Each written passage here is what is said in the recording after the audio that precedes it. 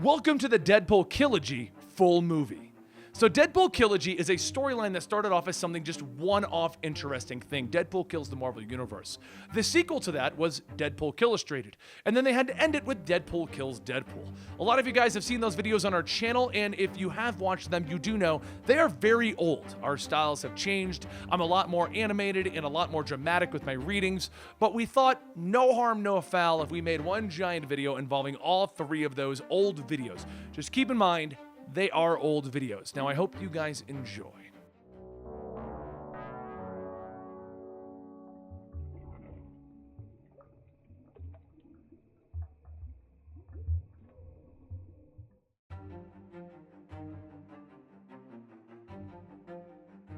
Our story begins with the X-Men delivering Wade Wilson to the institution. He cries out, begging them not to. He doesn't do well in places like this. But Professor X thinks that this is the best option, and they leave Wade with Dr. Brighton. You see, Deadpool has multiple voices in his head, one for jokes that comes across in yellow boxes, and one to be serious that comes across in white boxes. And of course, he has his own voice.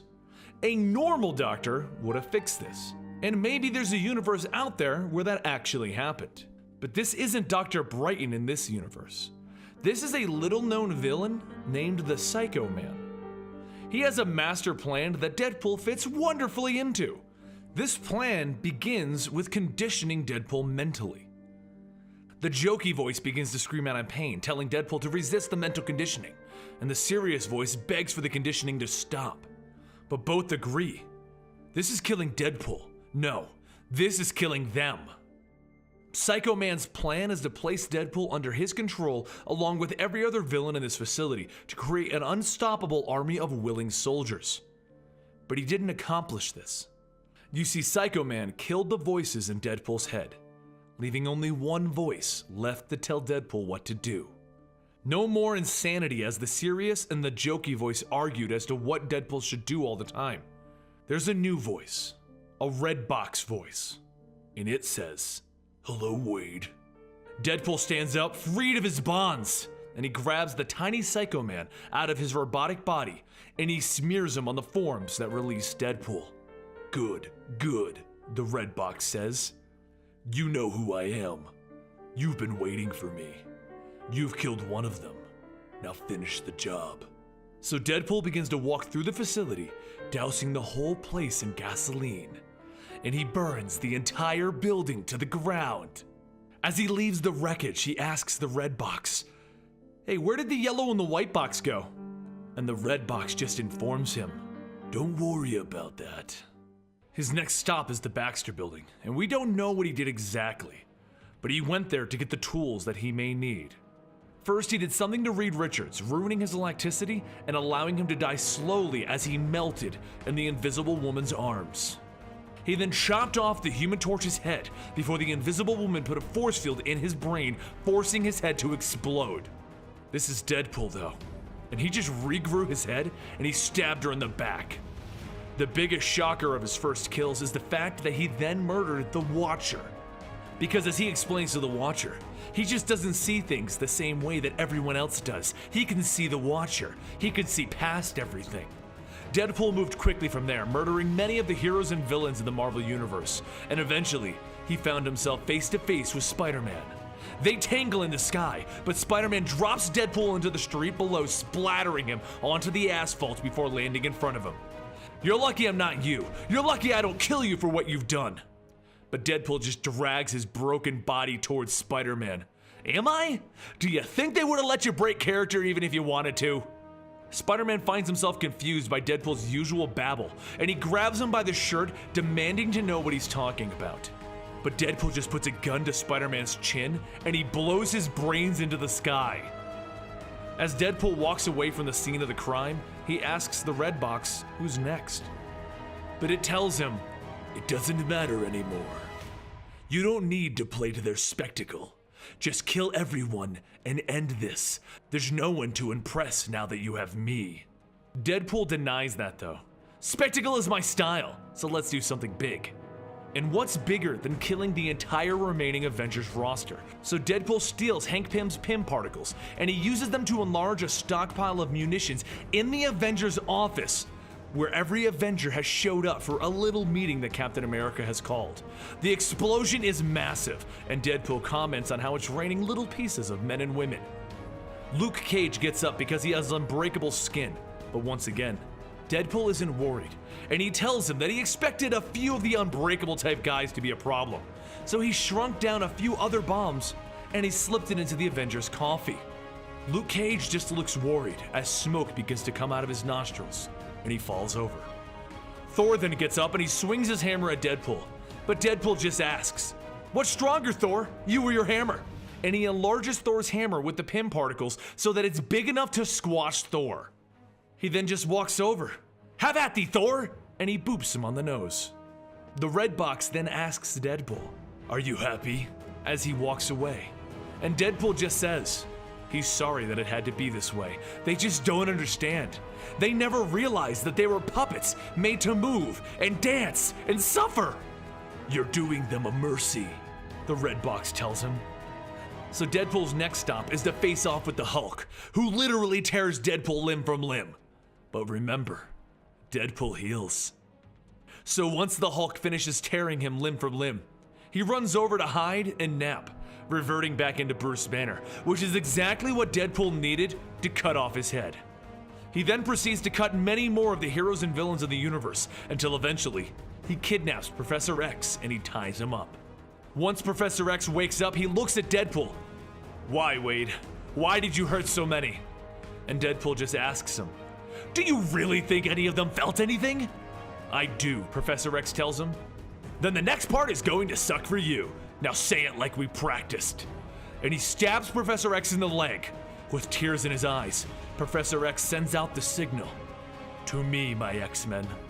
The X-Men are currently trying their best to fight their way through a maze of traps set up to kill them by Deadpool. And they are failing horribly. One by one they fall. Scott, Emma, Pixie, Rogue, Gambit, all of them. No one is safe. Professor X pleads with Deadpool, but Deadpool explains that he's the only one who's figured everything out, and he's saving everyone. You see, Deadpool is known for breaking the fourth wall, talking to the readers of comics, video games, and movies. Everyone thought of him as the funny man, but it's actually been the fourth wall that's been breaking him, crushing him. Professor X has finally had it, and he yells out enough as he reaches into Deadpool's brain to kill him. But he stops. His only response to what he sees is, "I never realized." And then he goes brain dead. Deadpool then sees Wolverine on the monitors, and he decides that he's going to end this with Wolverine himself.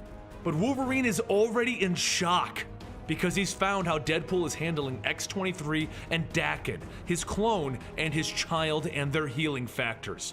He has them rigged up to a flamethrower and a machine that will monitor vitals every time that they even start to heal and their hearts begin to beat again. The flamethrowers light them up, keeping them dead. Deadpool then appears behind Wolverine, wearing the skin of Beast as a cloak, and he begins to battle it out with Wolverine. As they slice and dice each other, Deadpool explains, he can't kill Wolverine, but it's not because of his mutant power, because it isn't regeneration. His power is popularity, and no matter how many times he dies, he'll just come back to haunt Deadpool. So he chops off Wolverine's head, and he tells him not to worry. He has something planned for him that not even popularity will save him from. Following that, Deadpool ramps up his game by using Puppet Master to force as many superheroes and villains as he can to just walk off a ledge to their deaths in what appears to be a mass suicide. And then eventually, Taskmaster tracks down Wade, intent on killing him. And he honestly does stand the greatest chance against Deadpool, as he can mimic any fighter's actions, and Taskmaster even gets to the point where he can hear the red boxes in Deadpool's head.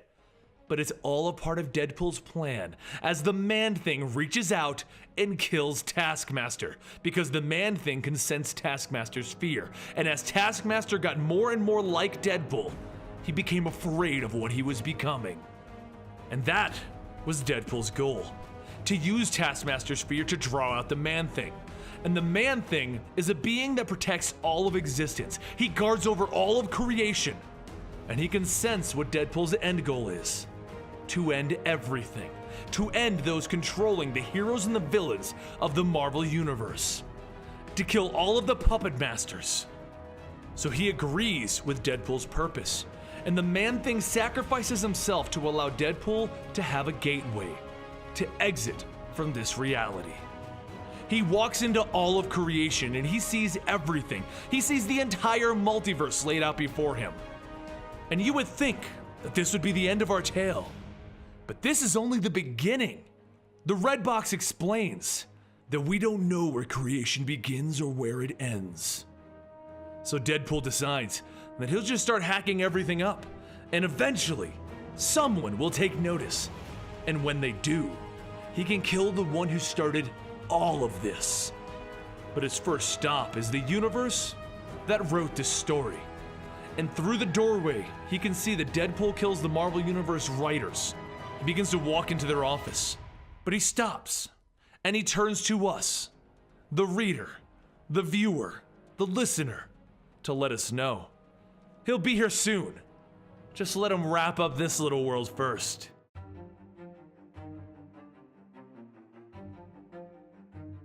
He wants to kill them all. He wants to draw enough attention from the creator of everything, the creator of it all, so that he can meet this person and kill them. He just wants to be free. He refuses to be a puppet any longer. But Deadpool's getting tired of all of it. He's been doing this for what seems like years now, and every time he puts a gun to his own head to see if he can finally kill himself, he just comes back to life like he always does. He walks down the hallway. I may be a naughty little puppet, but I'm still a puppet. And the Red Box agrees. It doesn't matter. If you've broken free from their influence, the progenitors will write you straight back into continuity if they get half a chance. The only way for this to end is to carve your way through reality until you find the source and kill it.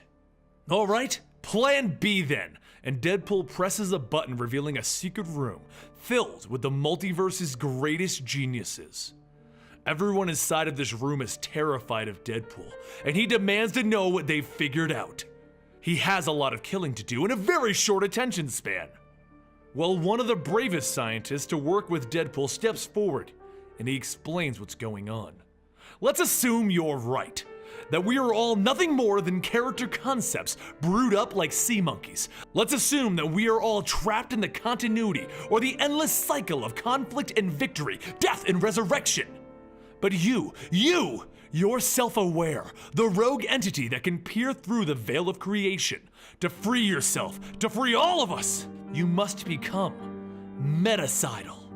The multiverse just keeps adapting to you. That's why you can't kill the same person in the same way over and over. But we've discovered a hidden metaverse where the earliest works of fiction reside away from all of their current versions. The classics. The Red Box chimes in with, also, if we kill the inspiration, the heroes cease to exist. Oh, I like it, Deadpool exclaims. So with the knowledge in hand that he needs to kill every classic character in history, Deadpool sets off on the next leg of his killing spree. In the first world, Deadpool finds himself being speared by Don Quixote, and as he finds himself being carried around like a banner, he just gets out, I hate that you have to be first, because you, I like. And he tears out Don's eyeball. Then as Don Quixote is trying to crawl away, he puts a bullet in his head. His squire then comes riding up on his donkey. My grace, you've killed him! And Deadpool turns to him. Who are you? You know what? On second thought, it doesn't matter. And he shoots him in the head. His next stop is the literary classic Moby Dick, where he first murders the whale and then he crawls out of its eye socket with nothing more than his sword. But as he gets up on Captain Ahab's nearby boat, he drops what appears to be Pinocchio on the ground. He just looks down at the puppet. Where did I pick up this little guy? And the Red Box tells him, something's not right. Just as Deadpool begins to see through the veil, and he sees who Pinocchio inspired. A version, a vision. The Red Box tells him he's starting to affect reality itself. He's starting to see all of the connections. Boy, that didn't take long.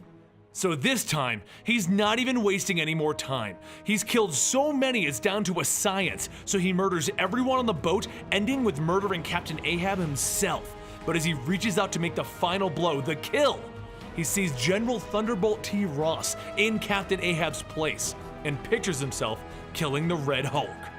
Deadpool tells the Red Box, "You know what this means, don't you?" And the Red Box replies with, "It's working." Either that or I'm more messed up than I thought.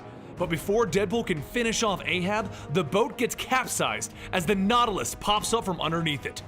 "Something's wrong," the Red Box tells him. "That's the Nautilus, and it shouldn't be here." The Nautilus then uses its tentacles to pick up Deadpool out of the water, and he just cries out, "Hey, hey, hey, not so handsy!" You know, for a classic of modern literature, this has all the makings of an X-rated anime. Note to self what the next universe to visit is. So he decides that he's gonna come back for Ahab and the Nautilus, and he multiverse hops to his next location, where he paints Tom Sawyer's fence with his own blood. And then he warps to Dracula's castle, where he beheads and he burns them all. Before multiverse hopping one more time, he finds himself in a forest, with the sound of a motorcycle approaching. And he shocks even himself as Ghost Rider comes in to attack him, before changing back to the Headless Horseman, who he's obviously a derivative of. He then goes for the kill and the Headless Horseman morphs again into Green Goblin before changing back. And as he goes through killing the Little Women, he sees Black Widow, She-Hulk, Mockingbird, and Elektra. It's working. Everything is blurring together. It's all becoming one thing for him to kill. Oh, and he blew up their house as he left because they were getting really, really annoying. But while he was multiverse hopping, killing off as many people as possible, Sherlock Holmes was warned about what was coming. So he built his own super team to be ready to face off with Deadpool, Beowulf, Natty Bumppo, Mulan, and Mr. Watson. And they better move quickly because Deadpool is speeding up as he kills Scrooge from the Christmas Carol, and then he kills Dr. Frankenstein. But it gets even more interesting, folks, as he puts a portion of his own brain into Frankenstein, giving Redbox a body. With 2 times the killing power, he begins to walk through the universes, just mass murdering everything and everyone. He even kills talking animals as he enters the world of Jungle Book. Deadpool and Redbox eventually make their way back around and into the world of Little Mermaid, where his reality-crushing exploits have merged the worlds of 20,000 Leagues Under the Sea, Little Mermaid, and Moby Dick. So Deadpool and Redbox let themselves be captured by the Nautilus, getting on board, and they begin murdering everyone once again.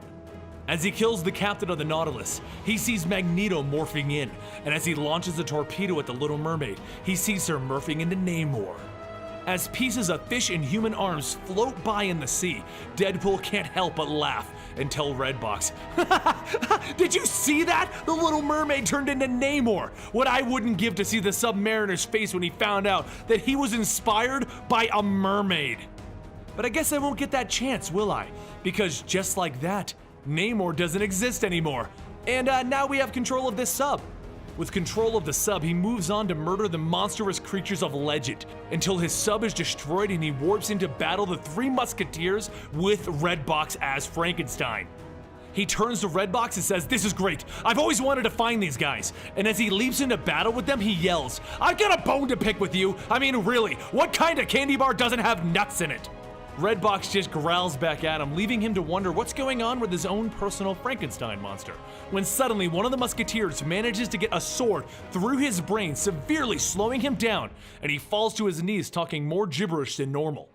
But that doesn't matter, because he can still kill, and he murders all of them, commenting on how he just murdered the concept of a team. He literally killed off every team before they could even form.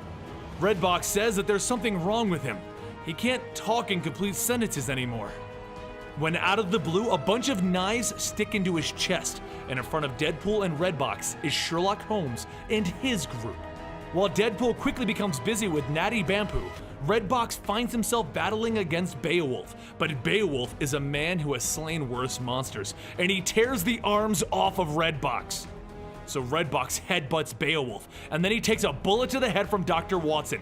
Instantly, Deadpool reels back in pain as Redbox rejoins the rest of his brain. "Did you miss me?"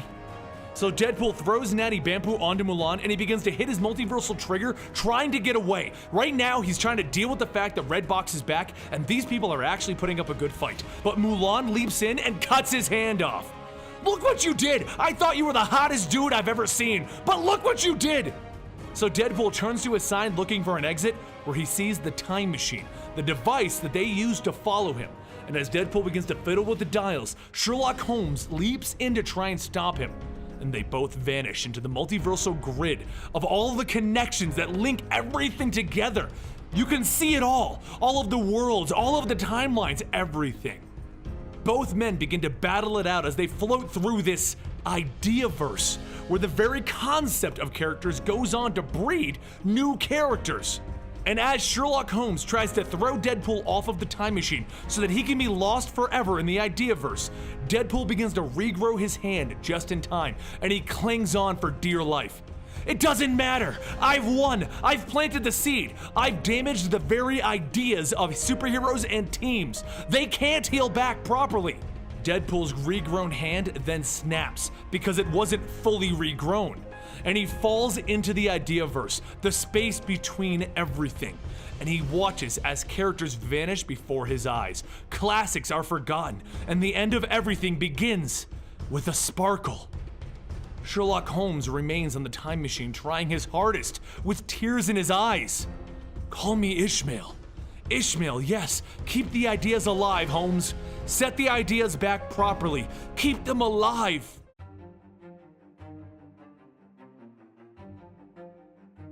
Deadpool leaps into action, shooting up a giant robot and the soldiers of Ultimatum while they invade New York.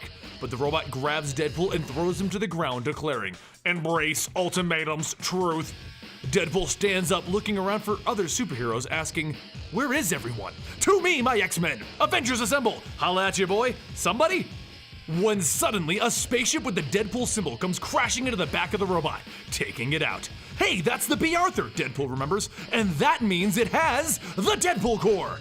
Out of the ship steps multiple versions of Deadpool. Dogpool, Kidpool, Lady Deadpool, oh, and there's two other Deadpools there too. Since neither one of them wants to not be called Deadpool, they begin to fight, but the real Deadpool calls them Gas Mask Deadpool and Golden Age Pulp Deadpool. Problem solved. So this is about to get super crazy with the poolage, so I'm naming every other Deadpool something else. Wade is your homeboy, he's the main 616 guy. He turns to Lady D and asks her, "Slightly sexier version of me, care to explain?" Lady D explains that all of the Deadpools in the multiverse are being targeted, and they are here to get Deadpool into their army. No more time to explain, they need to go. But Wade stops them. "I can't go! I need to be here when the Avengers show up so I can take credit!" "Aw, come on, man, you know they ain't gonna give you a medal," Kidpool tells him. "Yeah, I know. Cue the Incredible Hulk sad theme song." Sadly, Wade slowly walks to the B. Arthur, never to be accepted by the Avengers or the X-Men. Never to be a hero, always the clown jokester of our stories. But wait! A laser beam comes out of nowhere, roasting the Gas Mask Deadpool. Wade looks up to see Bondage Pool riding on a Deadpool Goblin glider. Without wasting any time, he leaps into action, slicing the Pool Goblin glider in half, dropping Bondage Pool onto the ground. And as he jumps in to finish off Bondage Pool teleports away, shoving a chainsaw through Wade's chest. "Oh man! Chainsaw sense is tingling," Wade says as he drops to his knees. Out of nowhere, Dogpool leaps in onto Bondage Pool, but our leathery villain turns and roasts Dogpool, killing him, while Wade takes this chance to grab the teleporter and make it teleport half of Bondage Pool's body away, cutting him literally in half. He then uses Bondage Pool's gun to finish off the other half of him by roasting it. Lady D calls to him, "There will be others, we have to get out of here." And as Wade enters the ship, Pulp Deadpool tells him, "You're lucky you're alive, we've gone to multiple realities and every Deadpool's been dead." "Why would anyone want to kill Deadpools?" Wade asks. And behind him, in a booming voice, "I am the Watcher, and the reason they are killing all of the Deadpools is because this is one man's crusade to obliterate existence, and Deadpool is the start of everything in the universe." Elsewhere in the multiverse, Deadpool, the evil Deadpool that started this whole event, stands before his followers. "Thank you to all of you who have taken the righteous path and are assisting in the ending of all existence. While there are a lot of Deadpool versions in this location, only one truly matters. The patchworked together evil Wade, the evil twin of our 616 hero. Back on the B. Arthur, our heroes of the Deadpool Corps come to a crash landing on their secret hideout, a carnival. As Lady D leads the way to introduce Deadpool to the other Deadpools fighting for what's right, Wade asks what's the deal with the Watcher. Why is he helping? The Watcher overhears it and he explains. Yes, it is true that as a Watcher I am not allowed to interfere, but I am the Watcher of Deadpools, and it is my job to watch all of you. I've grown to gain an appreciation for all things related to the merc with the mouth. So once one of you began to murder all of the rest, I needed to step in. So after watching the Deadpool channel all the time, you went mushy between the ears. I got it. Wade says as they enter the circus tent to find every Deadpool there dead. They found our base of operations, Lady D declares, and Kidpool runs over to one of the guys that has a sword in his chest. If we just remove one of these, they can regenerate. And beneath it, he hears an explosive going off. Oh man, I'm gonna go out like this? Dogpool, I'll be with you soon, buddy. The rest of the Deadpool Corps runs out of the tent, saving themselves as Kidpool goes up with all of the other Deadpool bodies. As Wade gets up, he sees the murderers in front of him. Evil Wade is leading the group of killers. Hey guys, can't we all just sit down and chat over a few chimichangas? And Cyborg Deadpool gives the answer. This unit does not consume chimichangas. Okay, you die first.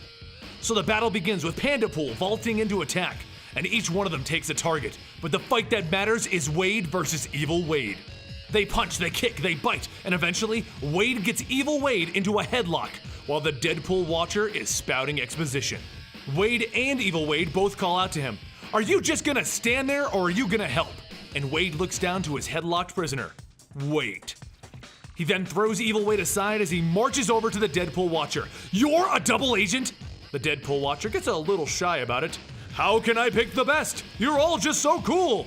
But both of them are distracted by what appears to be rain, because as Wade turns around, he sees that it is actually the headless pulp Deadpool squirting blood, and Evil Wade is singing in the rain.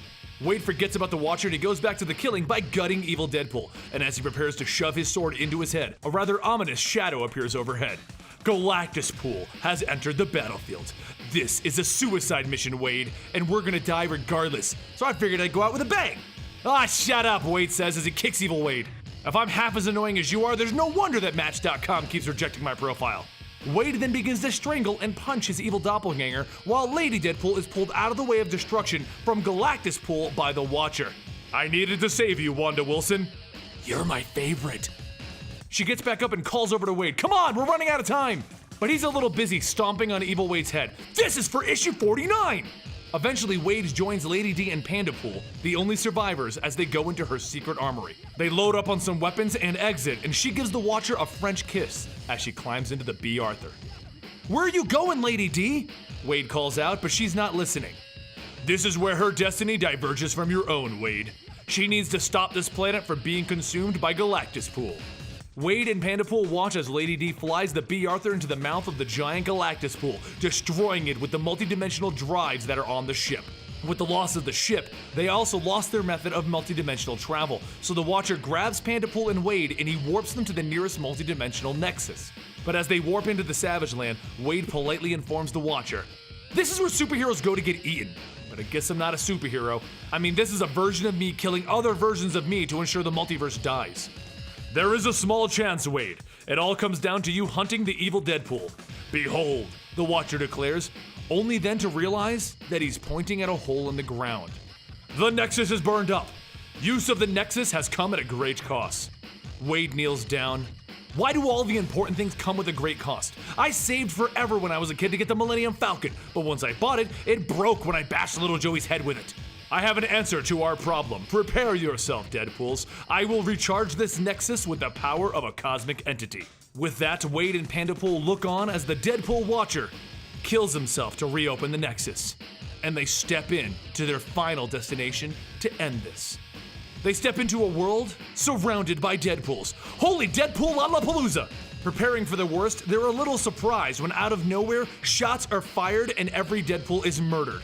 Except for our heroes, because the cavalry has arrived. Teaming up with the Samurai Deadpool, Grootpool, Knight Deadpool, and Chibipool, Wade and Pandapool begin to approach the Baxter building of this world where the evil Deadpool is holding up. Their trek is long and mighty, involving many deaths, sometimes enemies like Sharkpool, and sometimes friends like Pandapool. But by the time that Wade gets to the tower, there are only 2 Deadpools in existence, Wade and the evil Deadpool that started all of this. As Wade enters the building, evil Deadpool eyes him. We're at the end of the road, you and me. We're the last, and once we're gone, the multiverse will vanish. It'll all come crashing down. Everything will die. The lambs will stop screaming. Game over, man! So this is all some kind of weird suicide pact, Wade asks? And they begin their battle. Evil Deadpool continues. I know it's hard to see as I try to cut your head off, but I'm not the villain here. Continuity is. It has us all trapped. And Wade dodges the initial attacks, asking him, I've heard that I'm some kind of self-aware creator of all things multiversal baby daddy before. But if we're so high and mighty, why don't we just fix it without killing everyone? Can't we dream up a better life? Evil Deadpool grits his teeth. We both know why. Your subconscious won't let you. You hate yourself far too much. I won't allow myself to regenerate so that we can end this. You can do the same thing. You can free yourself, but you're just too busy keeping your uniform so pimp. Didn't you start this little escapade with a chainsaw on your chest? Your clothes don't even look the least bit bloody. You must be a whiz with that shout wipe and some thread. Wade stops and he looks at his chest. No, wait, I changed, didn't I? Evil Deadpool reels back in pain for some reason. Nothing changes. The continuity won't let you. Wade kneels down in front of the evil Deadpool. What's the problem with the status quo? That's how I get girls. Between panels, though, somehow, a knife appears inside of evil Deadpool's chest. So now, I want you to ask yourself, did I stab you in the heart while we were wrestling? Or did I just make that knife appear with the power of my mind? Keeping yourself from healing is a neat trick, but it doesn't mean that you control reality. That just means you're stubborn. How do you know that you're not healing right now? Because I'm making it happen with the cosmic forces at my beck and call. Evil Deadpool looks down at his chest and sees that it's healed. No! We can make things better. We don't need to murder. Think of me as your Jiminy Cricket, Wade says as he pats Evil Deadpool on the back. But all those people, I killed so many trying to set them free. And then, Wade cuts his head off. The multiverse may have forgiven you, but not me. You killed my friends. You don't get a pass. Wade gets up and he douses Evil Deadpool with a universal acid to prevent him from healing. And then he begins to walk away, patting his clothes, as he asks himself, I did change clothes, didn't I? Who cares? Last Deadpool standing, represent! Now, how do I get home?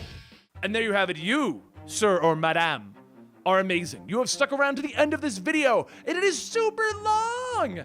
Now let me know what you guys think about all 3 of those back to back in the comments down below. And also let me know what you think about other Deadpool storylines that we could be piecing together. Maybe doing all of Deadpool of the Living Dead? I don't know. Or Night of the Living Deadpool? I don't know what it's called. It's Deadpool and Zombies. That's all I really remember it as. Anyway, guys, don't forget to subscribe to our channel to get these full stories every Monday. Next week, I think, is going to be X-Force. And you can also get our opinions on things and join us over on Twitch at twitch.tv/eligiblemonster, where every Sunday and Monday, Dan and myself bring you various gameplay footage and us talking about various comic books that we've read during the week during our Comicstorian weekly podcast. Thank you for joining us. I'll see you next time right here.